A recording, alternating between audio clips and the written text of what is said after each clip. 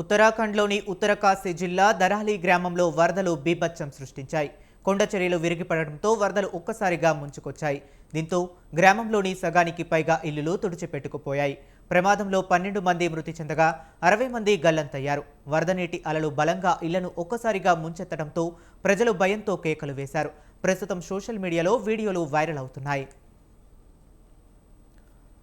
గిరిగంగా నదిలో నీటి మట్టాలు పెరగటం వల్ల దరాలిలో వరదలు పొంగాయని సమాచారం.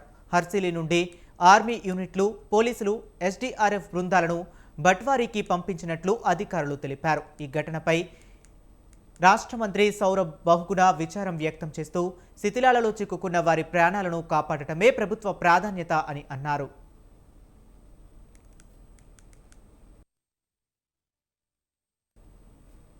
కాగా చార్ధామ్ యాత్రికులు ఎక్కువగా ఈ గ్రామాన్ని సందర్శిస్తుంటారు. యాపిల్స్కు ప్రసిద్ధి కాంచిన ఉత్తరాఖండ్లోని హర్సిల్ లోయ ఇక్కడకు కేవలం 6 కిలోమీటర్ల దూరంలోనే ఉంది. ఇది ఉత్తరాఖండ్లోని మారుమూల ఉన్న అత్యంత రమ్యమైన ప్రదేశాల్లో ఒకటి. దీని సమీపం నుంచే భగీరథ నది ప్రవహిస్తుంది.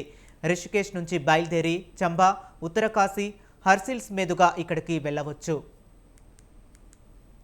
సముద్ర మట్టానికి దాదాపు 2680 మీటర్ల ఎత్తున ఈ ప్రదేశం ఉంది.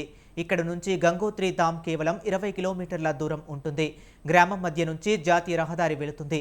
చార్ధామ్ సహా ఇతర తీర్థయాత్రల సీజన్లో దరాలి గ్రామానికి సందర్శకులు భారీ సంఖ్యలో వస్తుంటారు. ఇక్కడ పెద్ద సంఖ్యలో లాడ్జిలు, అతిథి గృహాలున్నాయి. తక్కువ ధరలకే వసతి లభిస్తుండటంతో యాత్రికులు వీటి వైపు మొగ్గు చూపుతారు. ఇక్కడ నుండి 32 కిలోమీటర్ల దూరంలో నీలాంగ్ లోయ ఉంది.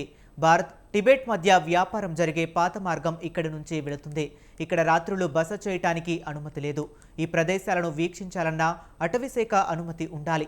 ఇక దరాలి సమీపంలోని హర్సిల్ లోయలో భారీ విస్తీర్ణంలో యాపిల్ తోటలున్నాయి. చార్ధామ్ యాత్రికులు గంగోత్రికి వెళ్లే సమయంలో ఇక్కడ ఉండేందుకు ఇష్టపడతారు. కేదార్తాల్ ప్రదేశానికి ట్రెక్కింగ్ వెళ్లే వారికి ఈ ప్రాంతం బేస్ క్యాంపుగా ఉంటుంది.